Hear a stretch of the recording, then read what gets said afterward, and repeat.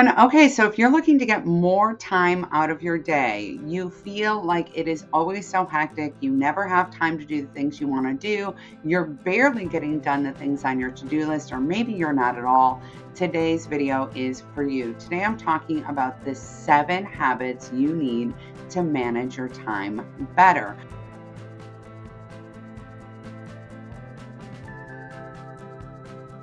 For those of you who are looking for ways to be more productive, to get more done, and at the same time to have more downtime and more time for the things that matter most in your life, this is the video for you.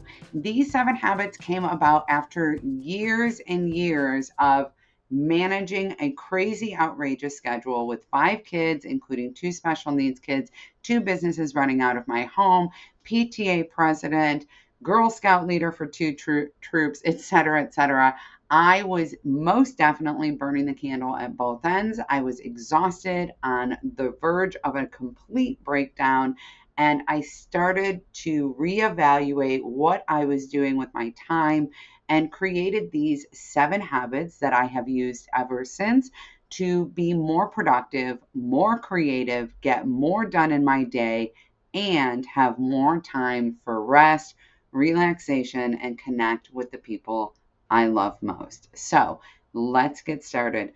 Number 1 is time tracking. Time tracking is absolutely essential, especially if you are neurodivergent like I am. Not understanding how much time things take and not scheduling appropriately for it is incredibly problematic. I struggled for years and years, especially with time tracking related to traveling. So I would make appointments where one appointment ended at 1 o'clock, the next appointment started at 1 o'clock, and give absolutely no consideration to driving. I know that's really extreme, and probably most of you are not doing that, but that is a really good example of where I was struggling with time travel or time tracking. In addition, I also found myself being really overwhelmed with small tasks because I didn't know how much time they took. Things like unloading the dishwasher, for example, felt like a really daunting task to me that I struggled to get into my calendar and into my day, even though it would make things much easier throughout the day, because I couldn't recognize how much time that task would take. So on both ends, I was struggling to get things into my schedule because I thought that they took longer than they did.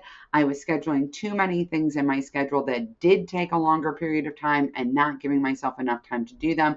And so I found myself feeling constantly overwhelmed, like I didn't have enough time. I couldn't get it all done.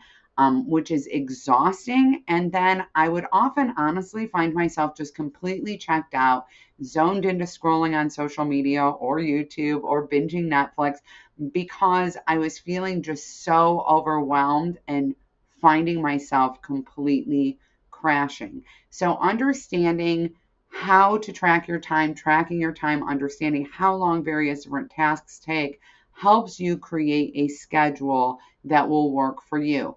Now, you probably already have heard me talk a little bit about time tracking when I talked about bedtime and morning routines and bedtime routines and morning routines for night owls. Check out those videos if you haven't yet. But I talk a lot about really understanding how long those routines take. So you can time track based on individual things that you do or tasks that you do, or you can time track based on routine sets if you have routines throughout your day. But understanding how much time things take really matters. Number 2 is let go. This is probably the hardest one on the list for me. Figuring out what I could let go of or what I could delegate or what I could stop doing was really challenging. I think it's challenging for most of us because we live in such a productivity-based hustle culture, right? Where we're constantly getting this message that we need to be busy, that we need to be productive, that we need to do more, that we're not doing enough. And so it can be very difficult to determine what we can let go of, especially because we feel like we should be able to do it all. Other people are doing it all and they make it look easy. That is 100% not true. Other people are not doing it all. They are certainly not doing what they're doing easily. Most people are struggling with overwhelm and stress around time management and not having enough time. You are just self-aware enough to know that this is a problem and that you need to address it. If you use my EPD method, it becomes really easy to logically assess what things you can let go of. Now, a lot of times when people use my EPD method, they have a temptation to get rid of things that feel more frivolous, like downtime, like watching a show on TV, things like that. And I have to warn you that that is not the way to go. That downtime, the time that you spend relaxing, the time that you spend resting, the time that you spend sleeping, the time that you spend connecting with your loved ones, that time has an incredible return on investment.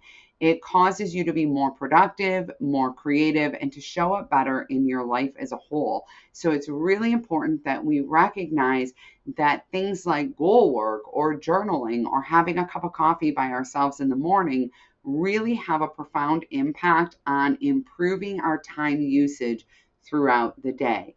To learn more about the EPD method, which I use for time, money, and home management, make sure that you check out my Take Control of Your Life courses. So take control of your money, take control of your time, take control of your home. Those are available for purchase, or they come with an Inner Circle membership. And you get the course and the workbook and a great community to talk to and to work with, in addition to weekly live coaching with me. So I hope to see you there. It's only $7.99 a month. Number 3 is schedule it. Whether you have a written planner or you keep it on a list, it is very important to actually have a plan for how you're going to spend your time. Now, this isn't a rigid plan, and every single second should not be accounted for, but having an idea of what needs to get done and how you're going to do it and the structure in which you want to approach it is really helpful. It will keep you from having those like peak, super overwhelming time commitments and then dropping off into valleys where you are burnt out and now you need a day or 2 days or 3 days to rest after that insane amount of time commitment. It'll help you spread things out consistently throughout the week. One of my best tips for scheduling is actually to make sure that you schedule in transition time so that you have time to move from one set of tasks to another, and also to schedule a block of time for catch up. I like to use my catch up block as 2 to 4 on Friday afternoons. I catch up on things around the house, things for work, a variety of things, in part because I work from home. So that works for me, and I can get both of them in there at the same time.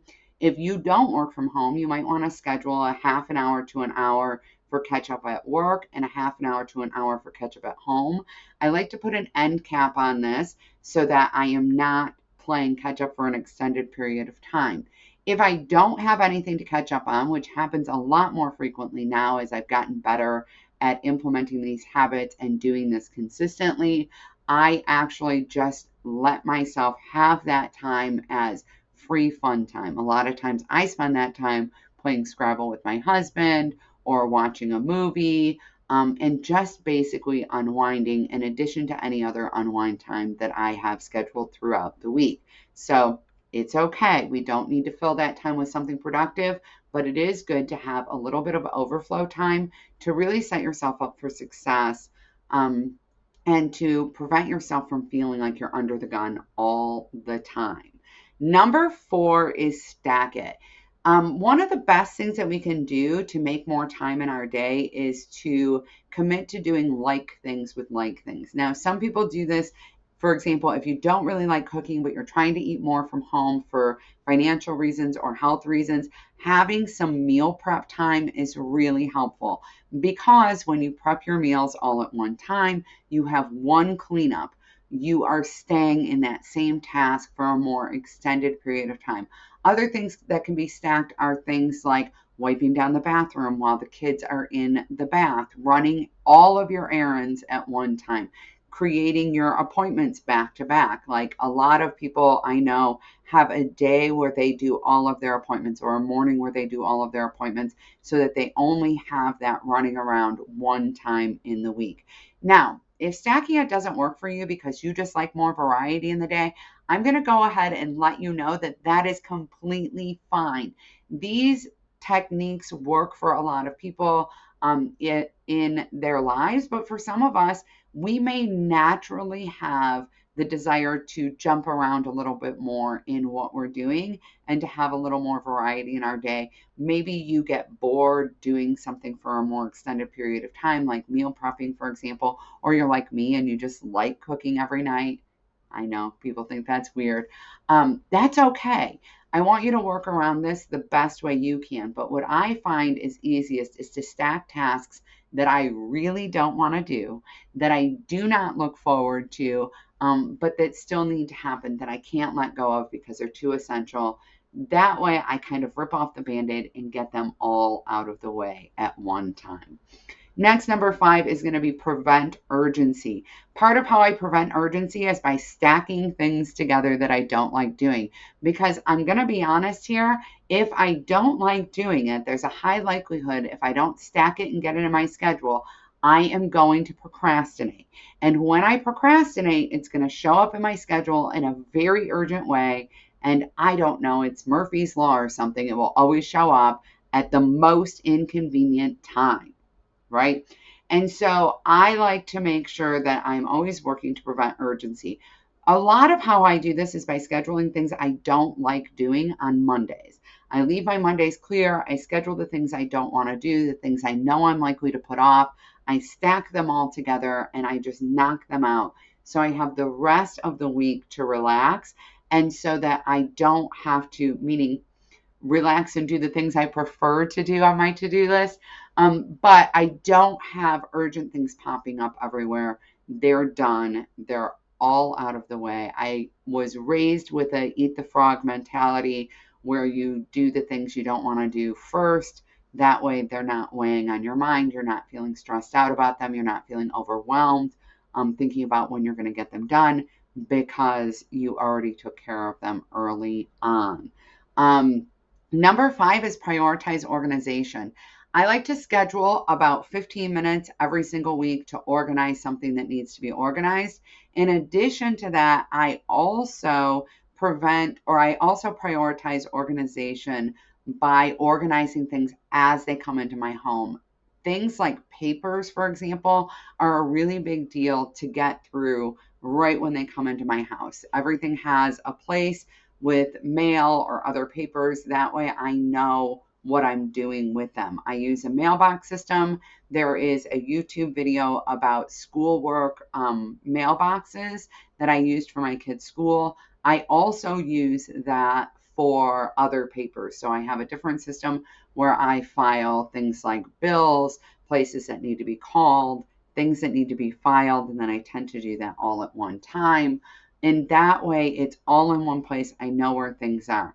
One of the things about prioritizing organization that's so important is it makes it easier for you to do new tasks. So you don't have to spend a lot of time getting things together. You don't feel so rushed or pressured getting ready to do the next thing on your to-do list. So I also always kept bags. For example, I would keep packed bags for the kids' activities. I kept packed bags for things like going to the park or the beach or going to the dentist or the doctor, so that there were things I could just grab and go, and it made it so much easier. And by the way, as a little added bonus secret here, make sure that you put your kids' uniform in the bag too, if they have one.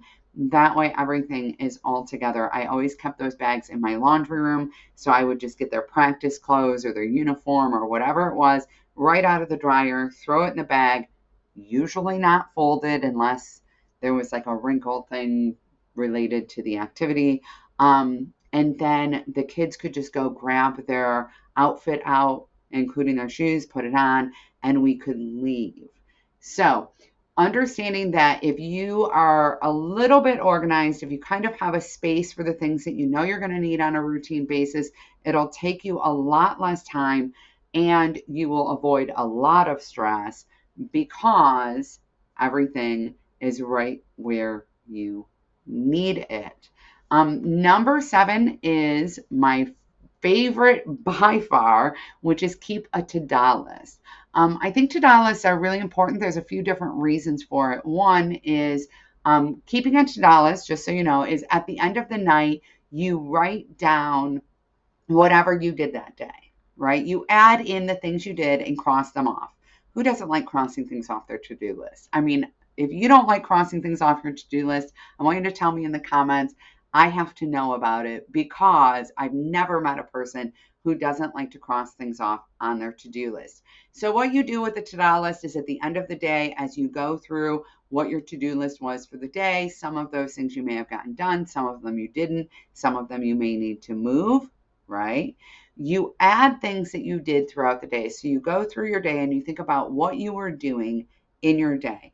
One of the reasons this matters is because a lot of times we get sidetracked in our day, and there's nothing wrong with that. It happens. We're all living in the real world. Things come up. No matter how much we try to prevent urgency, things happen. We have a kid home sick, for example, so we didn't get anything done on our to-do list because we were taking care of our sick child. We had a family emergency. We had a pipe break in the house. Things happen. We got waylaid in the kitchen and ended up cleaning the whole kitchen top to bottom because we got distracted by something in there. So we didn't get other things done, but we got the kitchen cleaned. And what happens is when we don't keep a to-do list, we feel like we wasted all that time, when in fact we didn't. We got other things done. When we keep a to-do list, we can feel proud of ourselves for our accomplishments that day. And it gives us the ability to look back and see two things. It will help you to see, one, what things are recurring on your to-do list that might need to actually go on your to-do list because they're things you routinely do, but you've forgotten about. Two, they will also help us see where our priorities are. What things do we naturally, instinctively do with our time? Do those things really matter to us? Are those reflective of our values? A lot of times we struggle to think of what our values really are, but I will tell you, when you look at your to-do list, you will see trends that present themselves as, oh my goodness, that's something I really value. That's something that's really important to me to dedicate time to. You can make sure that you are actually more intentional about spending your time, allotting your time to those things that are frequently showing up on your to-do list. Now, these 7 habits, if you use them, will help you to not only be more productive, but they will also help you to have more downtime and to have more time for the things that you most love. Warning though, do not use these 7 habits just so that you can fill your schedule more. The point of this exercise is not so that you can work 20 hours a day. The point of this exercise is not so that you can get 15 more things done a day. The point of this exercise is to create balance, to create space where you can just be, where you can just be with your loved ones, where you can just enjoy your life, where you can commit time and energy to the things that you love the most. So as we are stepping away from this lesson, I want to remind all of you that you are not a human doing. You are a human being. And as you get better at managing your time, as you get better at implementing these 7 habits, resist the temptation to do more and lean in to the opportunity to be your very best self, to show up in your life in the ways that make you proud, to take that extra time to build a life that you love, and to stay in that space of peace and balance and harmony. Do not forget to subscribe to my YouTube channel so that you don't miss a single thing. And I hope to see you in Inner Circle, where we will be digging even deeper on stress management, how to accomplish your goals, and how to build the life that you deserve and that you have been dreaming about. Bye, everyone.